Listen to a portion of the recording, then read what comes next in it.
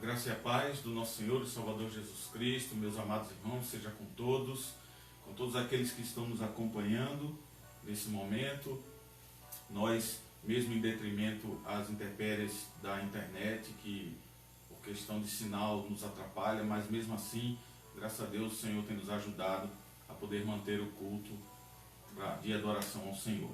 Nós vamos nesse momento orar a Deus e depois vamos fazer a leitura da sua palavra e aí seguiremos com as demais partes da liturgia. Vamos orar, curve a sua fronte e vamos orar a Deus nesse momento. Ó Pai querido, Deus Todo-Poderoso, Criador dos céus e da terra, nós te louvamos na beleza da tua santidade e te agradecemos pelo dia de hoje na tua presença. Obrigado, Senhor, pelo milagre da vida, pelo dom da salvação em nós. Obrigado pela vida da tua igreja. Obrigado, Senhor, pela vida do teu povo, pela vida dos irmãos e irmãs que fazem parte da igreja local, igreja presbiteriana em Jardim São Paulo. Obrigado, Senhor, pela vida de todos aqueles que nos acompanham. Abençoa, ó Pai, o teu povo segundo a tua vontade. Perdoa os nossos pecados, Senhor, e nos ajuda a podermos adorar e louvar o teu santo nome conforme o teu querer. Ser propício a nós com a tua palavra, em nome de Jesus, que nós rogamos todas essas ricas bênçãos de misericórdia para a glória do teu nome. Amém. Amém. Muito bem, meus irmãos, eu convido você a estar abrindo as escrituras no Salmo de número 115. Vamos estar lendo, fazendo uma leitura do Salmo 115. Certamente a maioria dos irmãos estão com a versão atualizada de Almeida. Eu estou com a versão da Bíblia de King James, mas podemos acompanhar sem nenhum problema a leitura do Salmo 115. Diz assim a palavra do Senhor: Não a nós, ó Senhor, não a nós, mas ao teu nome dá glória, por tua misericórdia e por causa da tua verdade. Porque os pagãos dirão: onde está agora o seu Deus? Mas o nosso Deus está nos céus, ele fez tudo o que lhe apraz. Seus ídolos são prata e ouro, as obras das mãos dos homens. Eles têm boca, mas não falam, eles têm olhos, mas não veem, eles têm ouvidos, mas não ouvem, eles têm narizes, mas não cheiram, eles têm mãos, mas não seguram, eles têm pés, mas não andam, nem falam alguma coisa. Nada sai através da sua garganta. Aqueles que os fazem são como eles. Assim também é cada um que confia neles. Ó Israel, confia no Senhor, ele é o seu socorro e o seu escudo. Ó casa de Arão, confia no Senhor, ele é o seu socorro e o seu escudo. Vós os que temeis ao Senhor, confiai no Senhor, ele é o seu socorro e o seu escudo. O Senhor se atentou para nós, ele nos abençoará, abençoará a casa de Israel, abençoará a casa de Arão. Abençoará os que temem ao Senhor, tanto pequenos quanto grandes. O Senhor vos aumentará mais e mais a vida e aos vossos filhos, a vós e aos vossos filhos. Sim. Sois abençoados do Senhor, que fez o céu e a terra.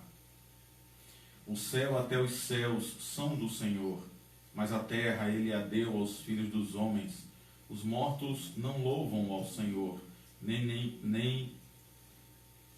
nenhuma pessoa dos que descem ao silêncio, mas nós bendiremos ao Senhor desde esse tempo em diante e para sempre.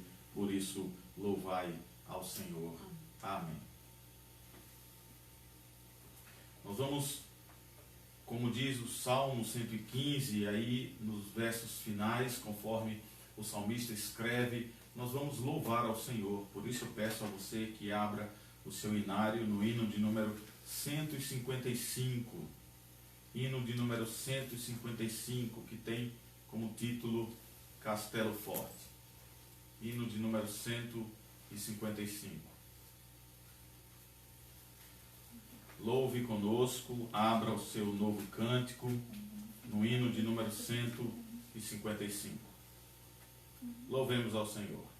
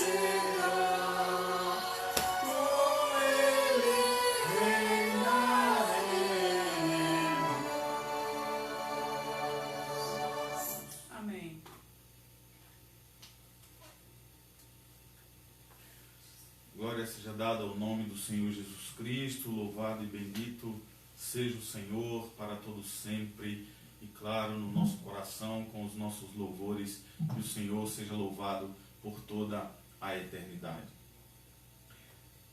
Eu convido os irmãos a estarem acompanhando nesse momento mais uma leitura da Palavra de Deus. Agora essa leitura se encontra no Salmo 32, do verso 1 ao verso 5, para o nosso momento de confissão e contrição ao Senhor. Salmo de número 32, apenas do verso 1 ao verso 5, diz assim a palavra do nosso Deus. Bem-aventurado aquele cuja transgressão é perdoada e cujo pecado é coberto. Bem-aventurado o homem a quem o Senhor não imputa maldade e em cujo espírito não há engano. Quando eu guardei em silêncio o meu pecado, envelheceram os meus ossos pelo meu bramido em todo o dia. Porque de dia e de noite a tua mão pesava sobre mim. O meu humor se tornou em sequidão de estio.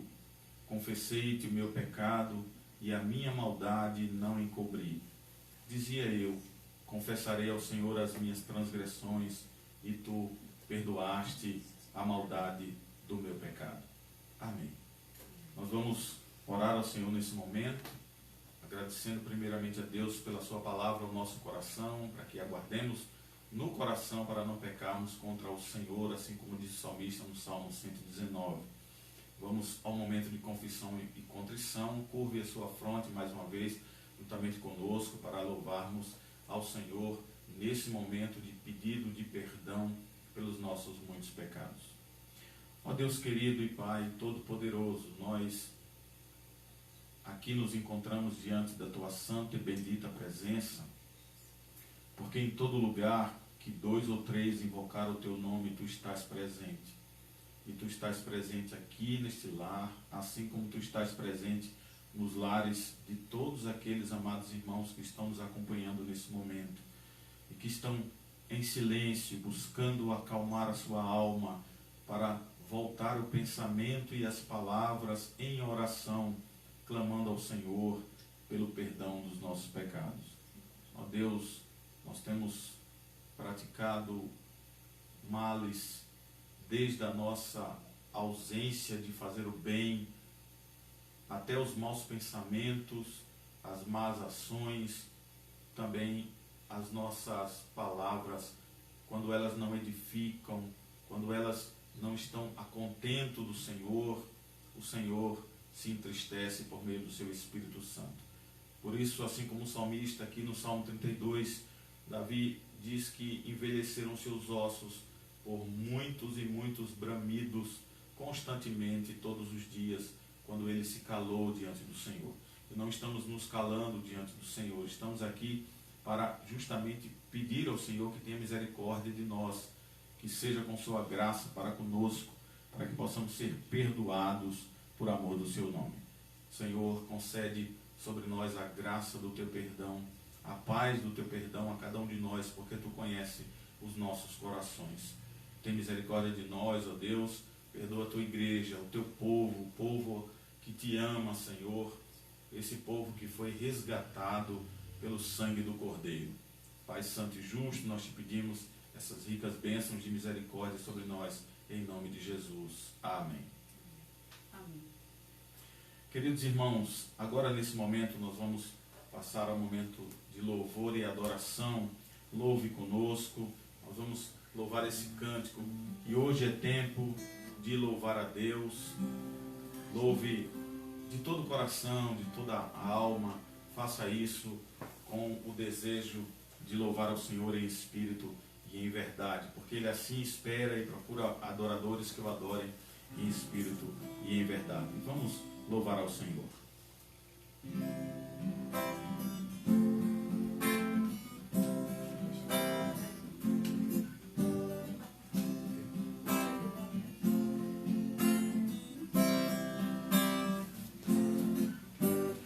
Hoje é tempo de louvar a Deus. Em nós agora habita seu Espírito. Então é só cantar e a Cristo exaltar, e sua glória encherá este lugar. Hoje é tempo. Hoje é tempo de louvar a Deus. Em nós agora habita seu Espírito. Então é só cantar e a Cristo exaltar, e sua glória encherá este lugar. Vem louvar, Sim, vem louvar. vem louvar, Sim, vem louvar. no meio dos louvores Deus habita, E é seu prazer cumprir o que nos diz. Então é só cantar e a Cristo exaltar, e sua glória encherá este lugar. Vem louvar, Sim, vem louvar. vem louvar, Sim, vem louvar. vem louvar.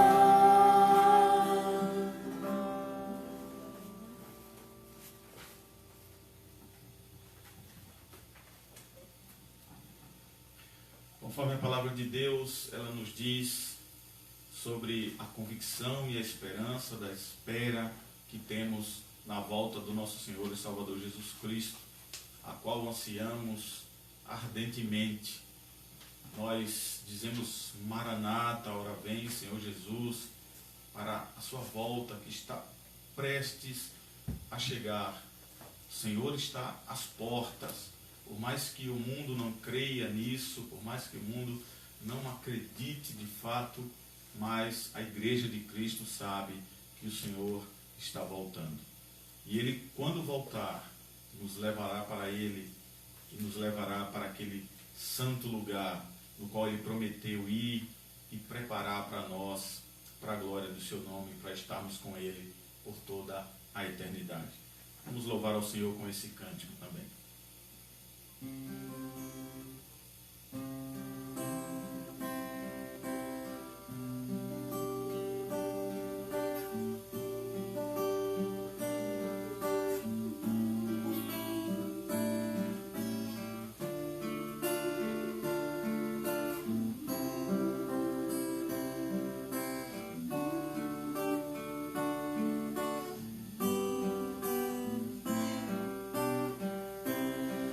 De ter um lugar onde o tempo há de parar, onde a paz se faz real e o ideal, amor não há, não sei que há, pois Deus o diz, eu não posso duvidar, mesmo que não possa imaginar, espero um dia assim, espero, aleluia, aleluia, no céu eu vou morar,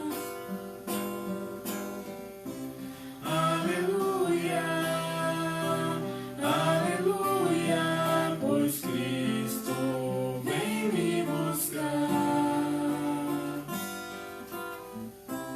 há de ter um lugar onde lágrimas não rolarão,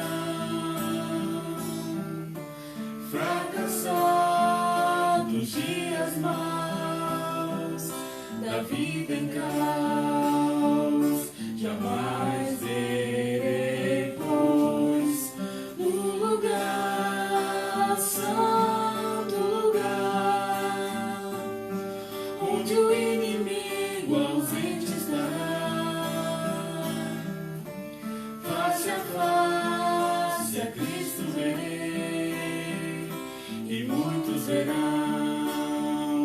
por isso eu canto, aleluia, aleluia, no céu eu vou morar,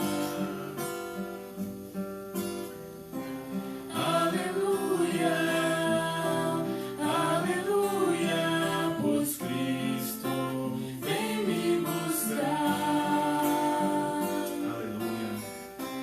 Aleluia. aleluia, aleluia, no céu eu vou morar,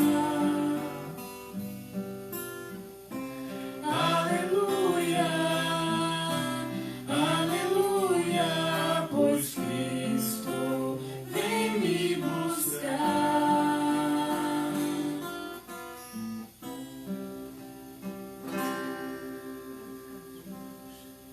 Amém, irmãos.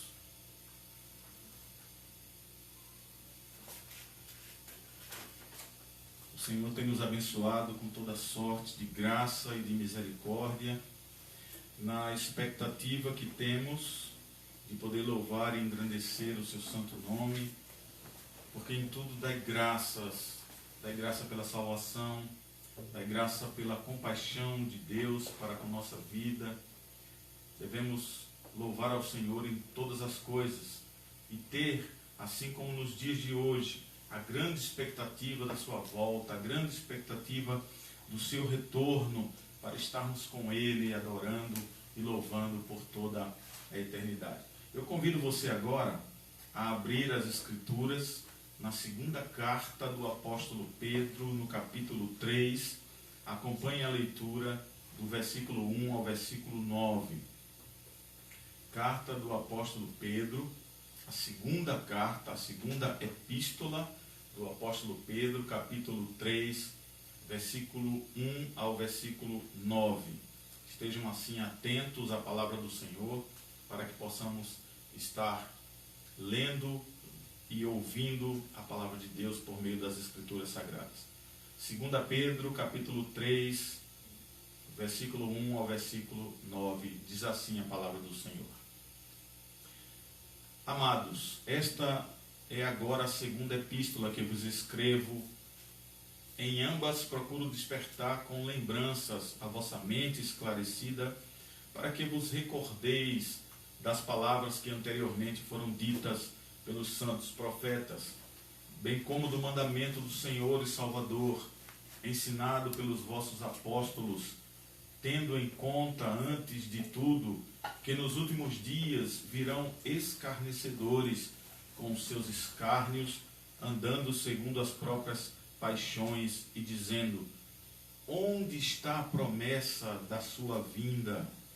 Porque desde que os pais dormiram, todas essas coisas permanecem como desde o princípio da criação. Porque, deliberadamente, esquecem que de longo tempo houve céus, bem como terra, a qual surgiu da água e através da água pela palavra de Deus, pela qual veio a perecer o mundo naquele tempo, afogado em água.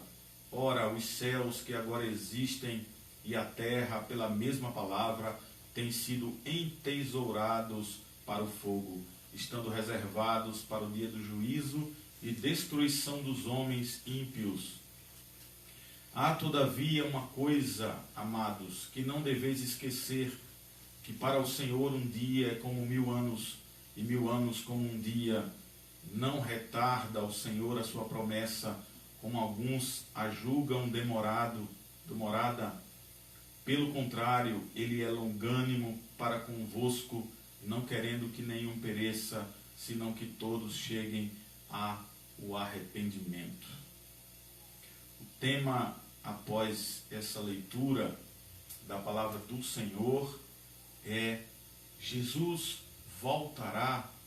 Essa é a pergunta que muitas vezes até algumas pessoas com uma certa medida de fé ousam em perguntar: Jesus de fato voltará? Porque na expressão do mundo, na expressão dessa sociedade que nós vivemos, na expressão dos ímpios, de fato o coração deles se perguntam: Jesus voltará? E o apóstolo Pedro, ele trata isso aqui na sua epístola, dizendo que o pensamento deles, o pensamento do mundo, é que tudo está a mesma coisa, nada mudou desde o seu princípio. Será que o Senhor volta? Será que o Senhor está retornando? Essa é a pergunta que deixamos como pergunta sermonária para início dessa nossa mensagem essa noite. Nós vamos orar após essa leitura e assim vamos trazer a mensagem da palavra de Deus segundo a sua vontade.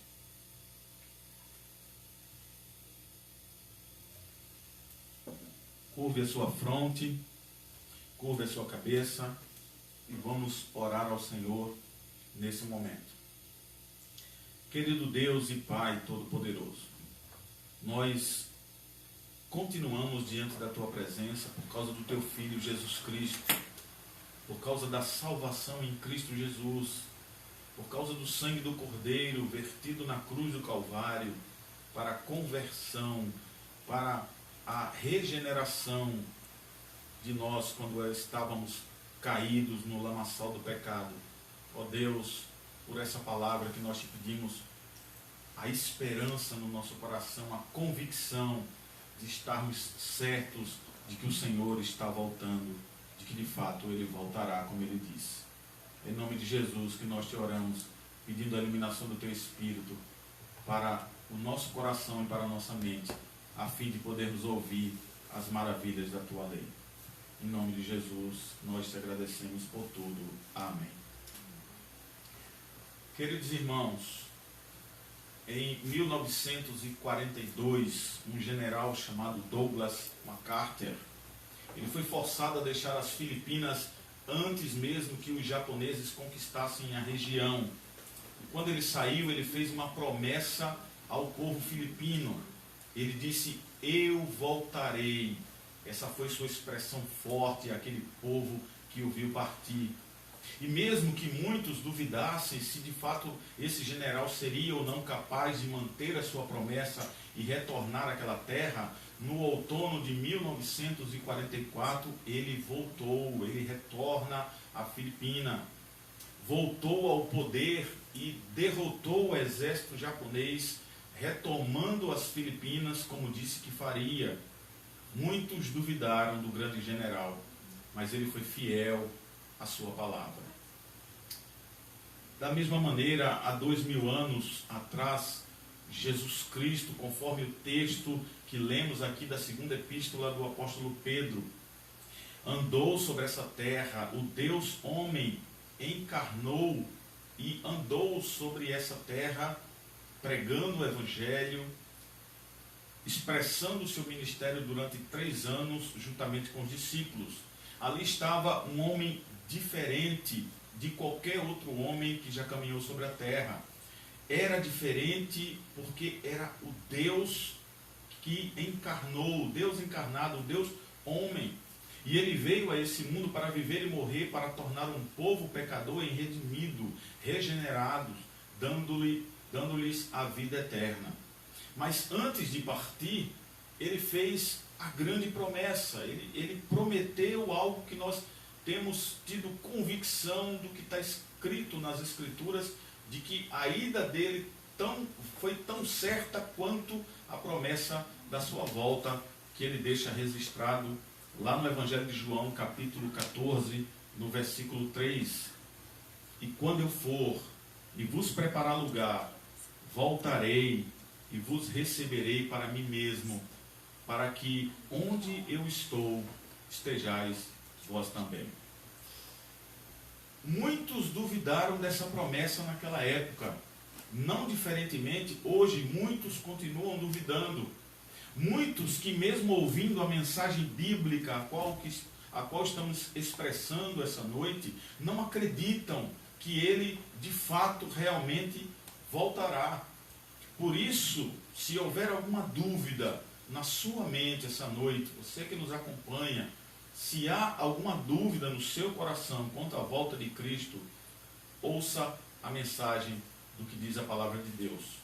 Ouça o que fala a palavra do Senhor com relação à sua volta, a promessa do seu retorno para este mundo. Agora, não para ser subjugado, não para ser condenado, mas agora ele volta vitorioso, ele volta para reinar. Essa é a mensagem da palavra de Deus trazida essa noite aos nossos corações.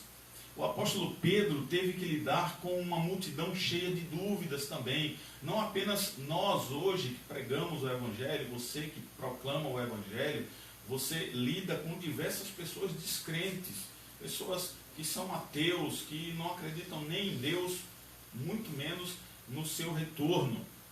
E o apóstolo Pedro também teve que lidar com uma multidão cheia de dúvidas na sua época. E nos versículos do texto em que ele escreveu, ele lida com essas oposições, dando esperança e convicção para todos aqueles que creem que Jesus realmente voltará. Ele não nega essa verdade, ele enfatiza, ele confirma isso, porque ele foi um apóstolo que, assim como o apóstolo João, que pregamos semana passada, que ele foi testemunha ocular, Pedro também o foi. Pedro também conviveu com Cristo e ouviu das suas palavras, palavras saindo da sua própria boca, a boca do Deus vivo, do Deus homem. Por isso ele é enfático em afirmar de que de fato Jesus voltará. A pergunta então, essa noite, e colocamos como pergunta sermonária no início da mensagem, é que Jesus de fato voltará. Jesus está retornando, está voltando a esse mundo. Uma segunda pergunta que deixamos aqui é: você está pronto para esse evento? Ele voltando, você está preparado? Você está certo, convicto de poder encarar o Senhor, de poder olhar para Ele face a face, de poder ouvir da sua voz, Ele chamando você para aquele lugar que Ele foi preparar? para estar com Ele por toda a eternidade? Você está pronto para esse evento? Tratando sobre esse assunto, nós queremos trazer alguns pontos aqui importantes para o nosso coração por meio dessa mensagem. Em primeiro lugar, dos versículos 3 os versículos 3 e 4 do texto do apóstolo Pedro, Pedro trata sobre a dúvida da vinda de Cristo. É isso que ele trata nesse tema. Nos versículos 3 e 4, Pedro lança luz sobre a natureza daqueles que duvidam. Quando ele diz, tendo em conta antes de tudo, que nos últimos dias virão escarnecedores, ele está aqui tratando justamente dos duvidosos, daqueles que duvidam, virão escarnecedores com seus escárnios, andando segundo as suas próprias paixões, e dizendo, onde está a promessa da sua vinda? Porque desde que os pais dormiram, todas as coisas permanecem como desde o princípio da criação. Nada mudou. A visão para esse mundo é que Jesus não volta, Jesus não vem. Porque o estado de todas as coisas, para a visão daquele que de fato não está enxergando com a visão espiritual, é que está tudo estagnado, está parado, nada se move, nada muda, nada sai do lugar, não há um sinal de que de fato o Senhor está voltando. Então, aí no versículo 3, o apóstolo Pedro começa a tratar do caráter desses duvidosos, mostrando o perfil de cada um deles para mim e para você. Eles são chamados de escarnecedores. Escarnecedor é aquele que zomba, é o zombador, é aquele que ridiculariza uma informação, uma mensagem, ou uma pessoa, ou uma verdade que ele não creia que seja verdade, e aí ele ridiculariza. Essas pessoas têm prazer em duvidar da palavra de Deus, duvidar da proclamação do Evangelho. Cada pronunciamento de Deus para essas pessoas servem de combustível para piada, e para uma outra piada, e para uma mais outra piada. Assim como foi no próprio texto, parece uma maneira sarcástica de colocar nessas expressões, em dizer, desde que os nossos pais dormiram, tudo continua a mesma coisa. É um escárnio, é um momento de ridicularizar aquilo que foi afirmado nas Escrituras pelo próprio Deus. Então veja, esse é o perfil daqueles que duvidam. Esse é o perfil, o caráter dos duvidosos que o apóstolo Pedro trata aqui no versículo 3, chamando eles de escarnecedores. Ainda no versículo 3, agora na parte B, seguindo para a parte final desse versículo, Pedro fala da postura dessas pessoas. Pessoas que desprezam o julgamento de Deus. Porque reconhecer a verdade de Deus significa mudança da vida de cada uma dessas pessoas. Olha, se eu passar a acreditar de fato, se eu passar a crer na mensagem do Evangelho e acreditar que Jesus está voltando, eu vou precisar mudar meu estilo de vida, eu vou precisar mudar a minha vida, o meu comportamento, o meu pensamento, eu vou precisar mudar a minha conduta. E isso, para o ímpio, para aquele que de fato está com o coração cheio de prazer desse mundo, do prazer passageiro, daquilo que é terreno, daquilo que está aqui dando como conforto e luxo, isso é ruim. Eu não quero sair daqui para ir para o céu, eu não quero crer nisso agora e ter que mudar a minha postura, minhas atitudes, porque eu tenho muitas coisas que me dão prazer, muitas coisas que me dão contentamento, que me trazem alegria, e eu não quero perder isso, achando que agora, porque você vai ser um cristão e você vai crer no Senhor Jesus Cristo, e você vai crer nessa promessa, aonde você deveria buscar valores eternos, valores do céu, essas pessoas não querem trocar os valores da terra pelos valores eternos. Assim como foi o jovem rico quando se aproximou do Senhor Jesus, correndo, ajoelhando-se aos pés do Senhor, bajulando quando ele o chama de bom mestre e dizendo para ele que ele cumpria os mandamentos, que ele cumpria esse e aquele. E aí, claro, Jesus, conhecendo o seu coração, ele indaga para Jesus: o que é que eu faço agora, o que é que me falta para ser salvo, já que eu sou cumpridor da lei, sou cumpridor de todas as coisas. E aí Jesus, claro, vai usar o primeiro mandamento para imprensar o coração daquele jovem, para espremer o coração daquele jovem, quando diz, olha, você precisa vender tudo que tem, você precisa dividir, dar aos pobres, e aí, depois de tudo isso, quando você se desfizer, em outras palavras, da sua riqueza, se você tirar a paixão do seu coração, da riqueza, das coisas materiais, aí então você terá a visão espiritual, aí agora sim, você vem e segue-me. Mas esse jovem, claro, ele foi afrontado em quem ele adorava, a quem ele adorava. Ele adorava ao Deus Mamon, o Deus do dinheiro, as bênçãos materiais, as posses, aquilo que ele tinha, e ele se entristece, como diz o texto, e vai embora, cabisbaixo. Então, meus irmãos, esse é o pensamento daqueles que se plantam neste mundo na espera de algo que não é eterno aqui, que é completamente passageiro. Por isso, o apóstolo Pedro vai tratar aqui desse caráter deles e também da postura de cada um deles por desprezarem o julgamento de Deus. Assim, queridos irmãos, nós podemos ver vários exemplos na Bíblia que mostram exatamente esse tipo de comportamento. Só é você lembrar dos dias de Noé na terra, juntamente com sua família, um homem temente a Deus, justo e reto, que obedecia ao Senhor, um cristão de fato, juntamente com sua família. Você vai ver o Evangelho de Mateus confirmando isso.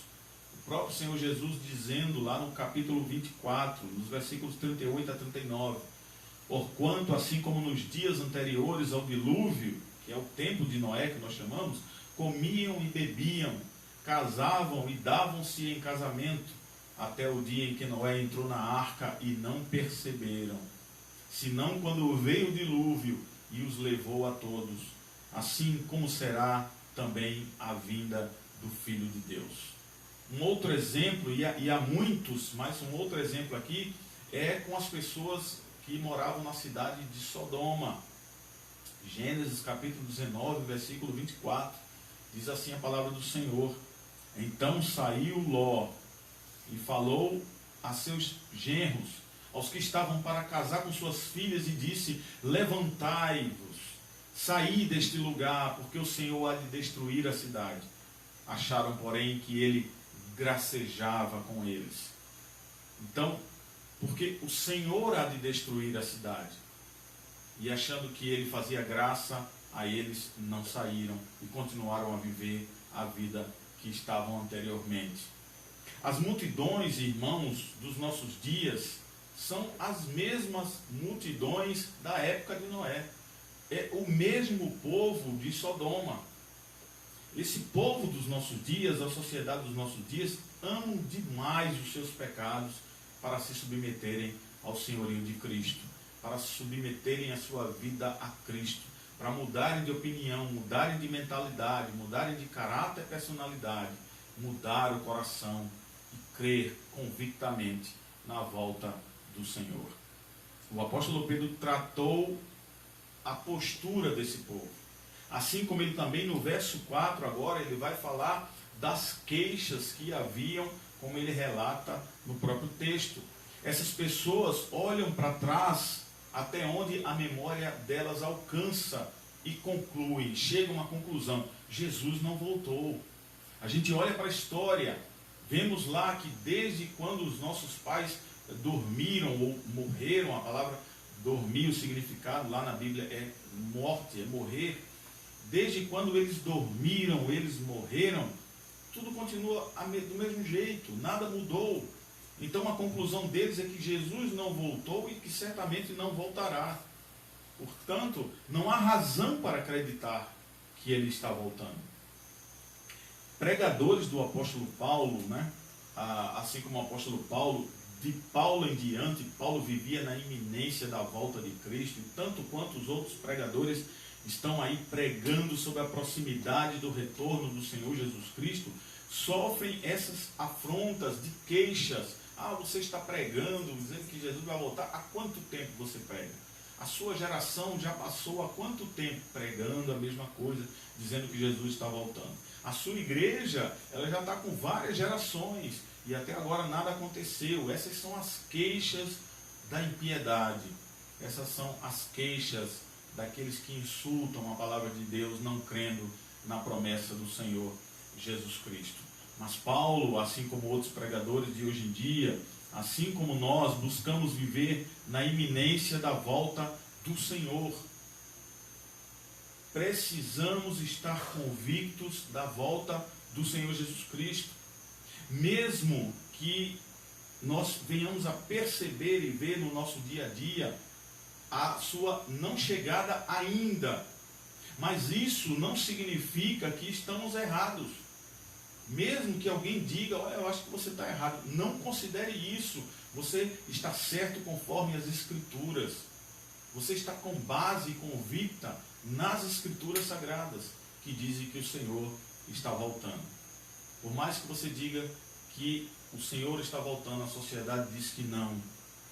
Mas a Bíblia afirma diferente. A Bíblia diz que sim, que o Senhor volta. Ele está voltando, foi promessa dele. E essa convicção, essa verdade, nos leva ao segundo ponto que o apóstolo Pedro está tratando aqui no seu texto. Quando ele diz que a vinda do Senhor é certa, é verdadeira, é certa, foi estabelecida antes da fundação do mundo, já foi estabelecida na eternidade. Eu prezo muito por lembrar quando Deus cria todas as coisas, quando Ele está criando o universo, quando a sua palavra de ordem, quando a sua palavra imperativa diz, haja luz, nós procuramos entender no nosso coração que Ele também disse, haja cruz, e houve cruz, e houve consumação na eternidade, e já houve o tempo determinado para a vinda do Senhor até a terra, e Ele veio, e Ele encarnou, Ele foi homem. A promessa dele também está com base nessa palavra de Deus. De quando Ele disse, estou voltando, estarei voltando, eu vou voltar. Independente de tempos ou épocas, porque isso não é determinado ao homem saber.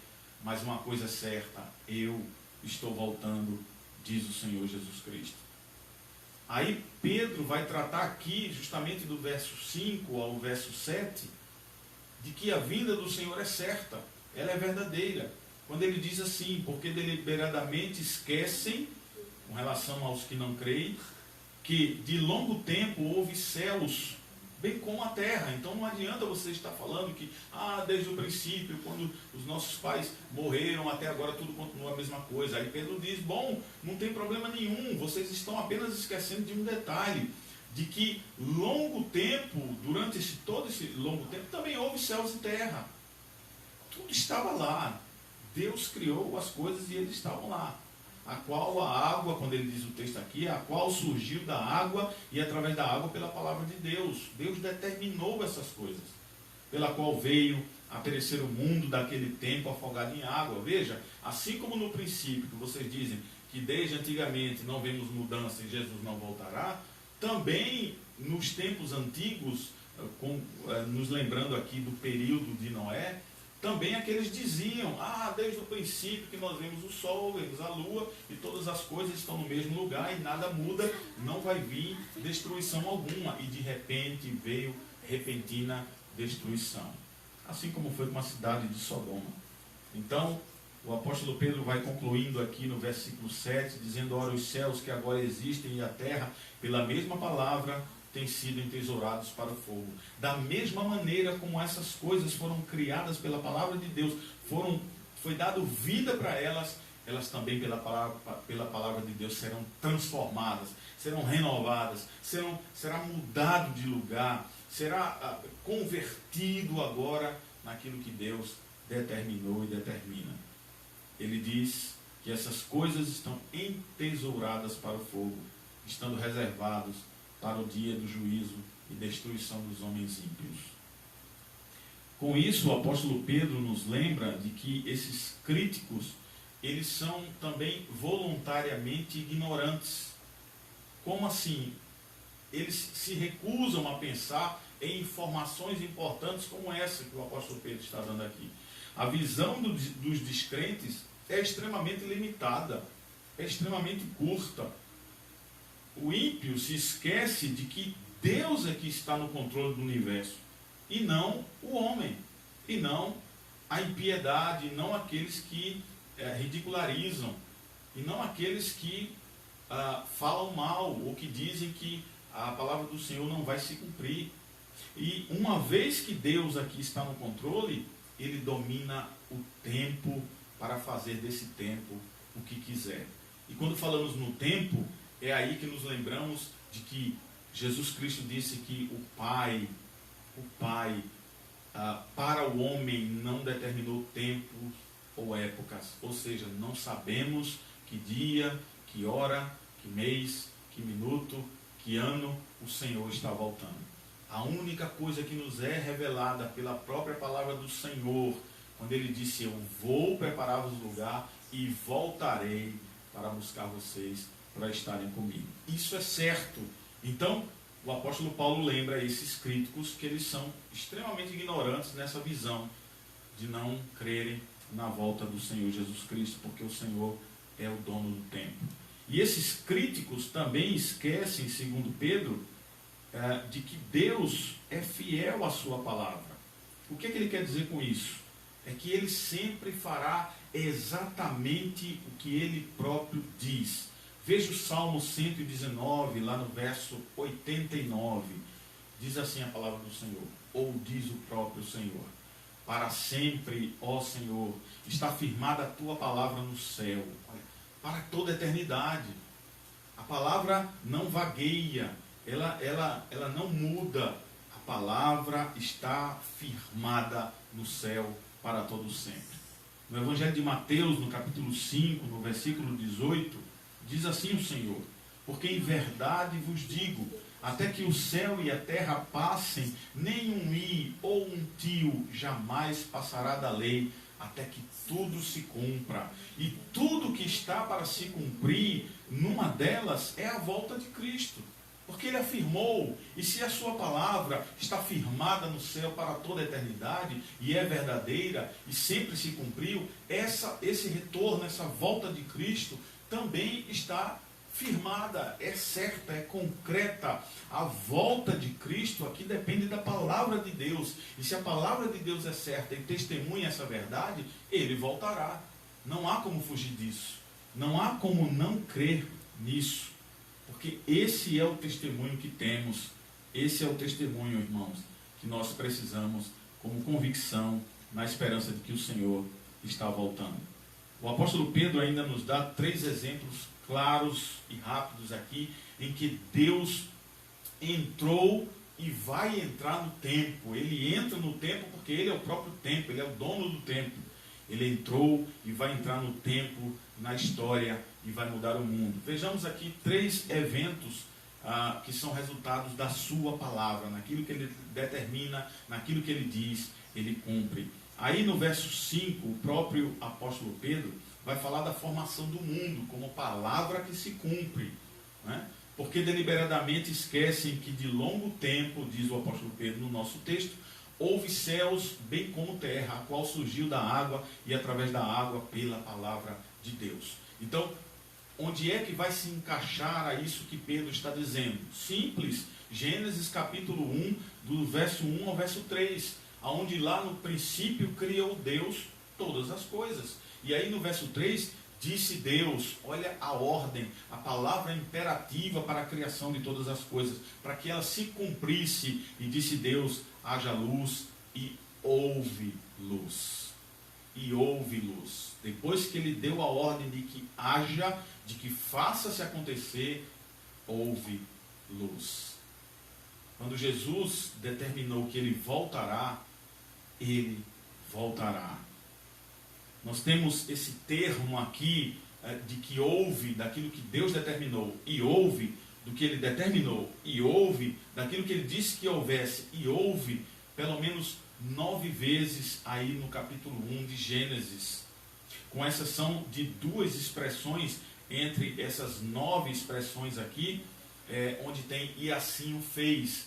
Você vai contar lá e você vai ver a palavra ouve 7 vezes e você vai ver 2 expressões e assim o fez, que também está relacionada ao ouve. Ou seja, nas vezes que Deus determinou todas as coisas por meio da sua palavra, todas as coisas se cumpriram. O Salmo 33, do verso 6 ao verso 9, diz assim a palavra de Deus quanto à certeza daquilo que está estabelecido. Os céus, por sua palavra, se fizeram, e pelo sopro da sua boca, o exército deles. Ele ajunta em montão as águas do mar, e em reservatório encerra as grandes vagas. Tema o Senhor toda a terra, temam-no todos os habitantes do mundo, pois ele falou e tudo se fez. Ele ordenou e tudo passou a existir.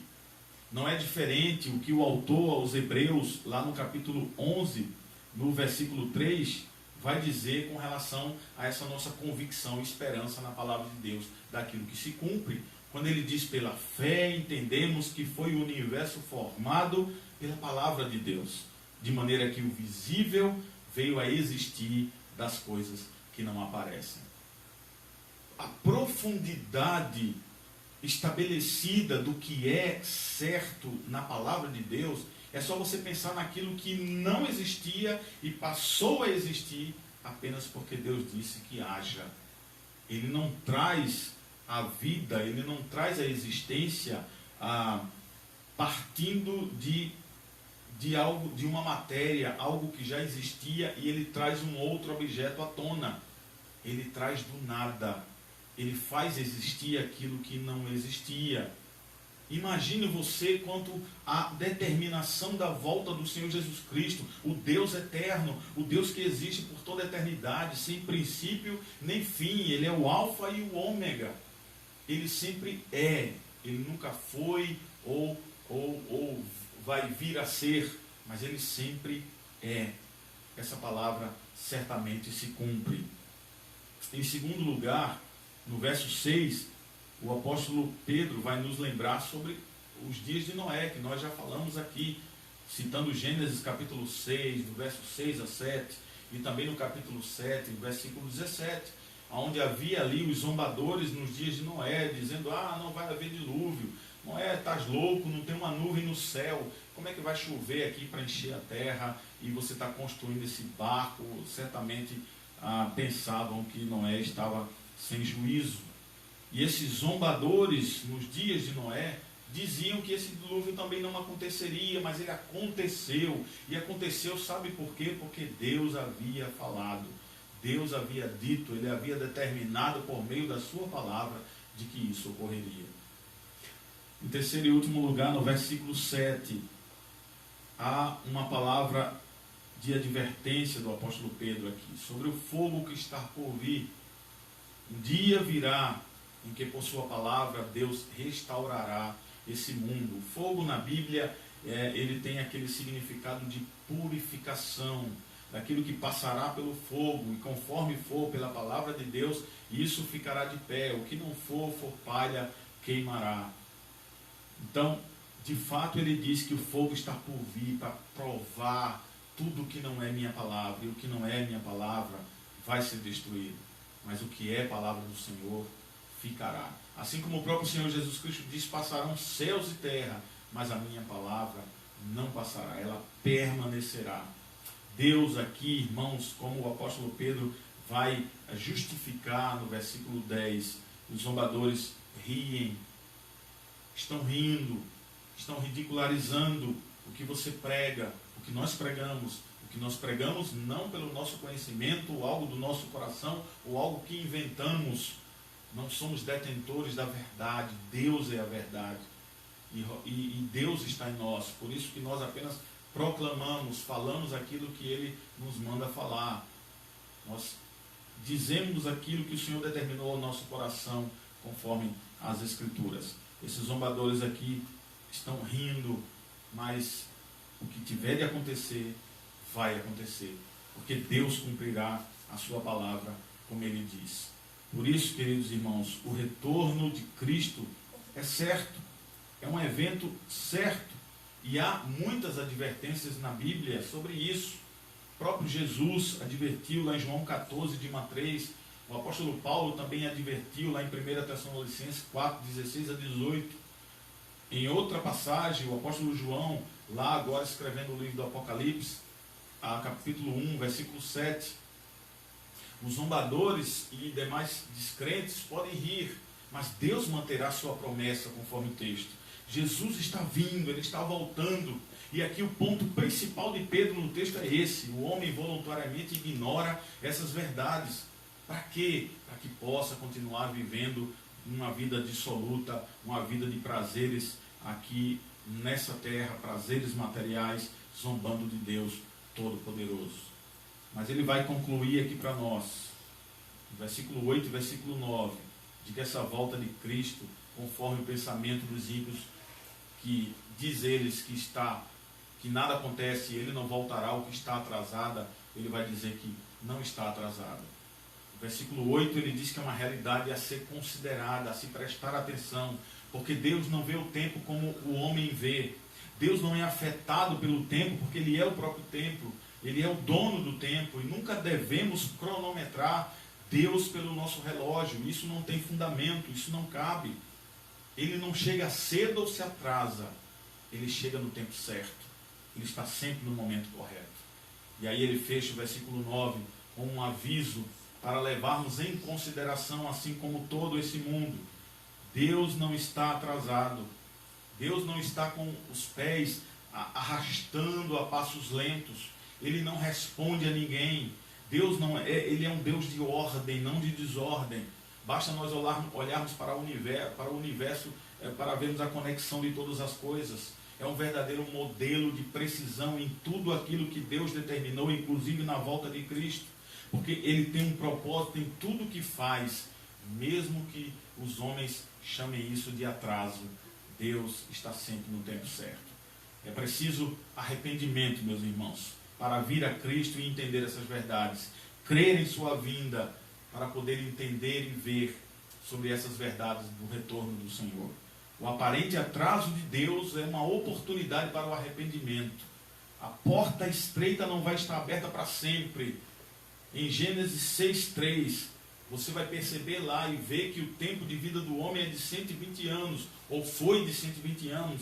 Não se chega mais a esse tempo, a essa idade hoje, nesses dias. Então, a nossa vida está muito mais curta. Hoje é o dia, conforme o apóstolo Paulo diz lá na sua segunda carta aos Coríntios, capítulo 6, versículo 2, onde ele diz assim: porque ele diz, eu te ouvi no tempo da oportunidade, e te socorri no dia da salvação. Eis agora o tempo sobremodo oportuno, eis agora o dia da salvação. O Senhor Jesus chama ao arrependimento. É um fato, Cristo está vindo, Ele está voltando. Você está pronto? Se você não estiver, rogue a Deus que esteja pronto. Maranata, ora vem, Senhor Jesus. Amém. Que o Senhor nos abençoe, meus irmãos, que o Senhor nos conceda graça e misericórdia sobre nós. Nós estamos ainda ao vivo, esse é o Facebook, nós estamos ainda no Facebook, porque o tempo do Instagram ele é mais curto, mas eu acho que Micaela vai abrir um novo tempo para que nós possamos encerrar e dar alguns avisos aqui. Queridos irmãos, que o Senhor abra os nossos olhos, os nossos corações, comprometendo ainda em muito a nossa convicção e a nossa esperança da volta do Senhor e Salvador Jesus Cristo. E para aqueles que ainda não têm essa convicção, a hora de ter é essa. Esse é o momento, conforme o apóstolo Paulo disse na sua segunda carta aos Coríntios, que lemos agora. Por isso é preciso arrependimento para crer no Senhor Jesus Cristo. Amém. Que o Senhor nos abençoe, nos guarde, nos livre do mal, conceda sua graça sobre a vida de cada um dos amados irmãos e todos aqueles que têm nos acompanhado nesses cultos, fazendo aqui ao vivo do nosso lar e também nos domingos pela manhã na igreja. Graças a Deus nós retomamos a volta à igreja, estamos lá nos reunindo com um número pequeno, reduzido devido ao protocolo do Ministério da Saúde, isso por decreto do governo do Estado. Nós precisamos estar obedecendo às autoridades constituídas, assim nos ensina a Bíblia, e nós precisamos estar atentos a isso. Mas não desanime, não perca a esperança, volte-se a estar nos acompanhando. Ah, pastor, não posso ir à igreja. Tudo bem, mas não perca a fé, não desanime. Nós estamos lá orando por você, nós estamos em casa intercedendo por você, rogando a Deus que o Senhor te fortaleça, que multiplique a sua fé, que renove a sua vontade, que não afaste de vós o seu Santo Espírito, ou retire a alegria da salvação, assim como o salmista Davi nos falou isso lá no Salmo 51. Então nós precisamos estar fortalecidos na palavra. Quando estiver em casa, que não estiver em momento de culto, faça a sua devocional, não esqueça de estar orando, não esqueça de estar lendo a palavra, não esqueça de estar se reunindo no culto doméstico. Busque a presença de Deus para que você não venha a desanimar. E logo, logo nós estaremos todos juntos, segundo a vontade do Senhor, porque Ele determina todas as coisas. Próxima quinta-feira, se Deus quiser, nós estaremos aprendendo da palavra do Senhor, como costumeiramente estamos fazendo, estudando os salmos dos degraus, os cânticos de romagem. Estamos aprendendo a palavra do Senhor na quinta-feira, antes eram nas quartas, agora nas quintas-feiras, às 19h30, e na próxima quinta-feira agora estaremos aprendendo sobre o Salmo 130, a mensagem do Salmo 130. Então, se prepare, leia sobre o Salmo, leia bastante o Salmo, várias vezes, é importante para podermos aprender da palavra do Senhor. Eu quero externar a minha alegria e também os meus parabéns a todos os pais. Pelo nosso calendário, nós temos o Dia dos Pais nesse domingo, onde muitos pais estiveram hoje com seus filhos reunidos. Aos que não têm mais pai, assim como eu, nós temos a grata lembrança em Deus de termos tido nosso pai. Então é uma alegria para nós podermos lembrar dos bons momentos. Isso também é salutar. Não se entristeça por causa disso, mas se alegre em ter tido a oportunidade que o Senhor te deu de você ter um pai. Isso é extremamente importante. Então nós vamos fazer a oração final aqui, agradecendo a Deus por todas as coisas, por tudo que fizemos até aqui, e estaremos divulgando esse culto. O diácono Carlos está sempre nos auxiliando nessa parte das plataformas, para poder estar colocando o culto, para que os irmãos estejam acompanhando. Valorize a nossa igreja, valorize a sua igreja, a Igreja Presbiteriana já de São Paulo, a todos os trabalhos que são feitos. Procure assistir, procure participar, procure divulgar, né? Assinar o canal lá do YouTube, peça informações pelo Zap ao diácono Carlos, ele vai passar as informações para os irmãos do que tem que fazer para a gente melhorar a nossa comunicação, tá certo? Então faça isso para a glória de Jesus.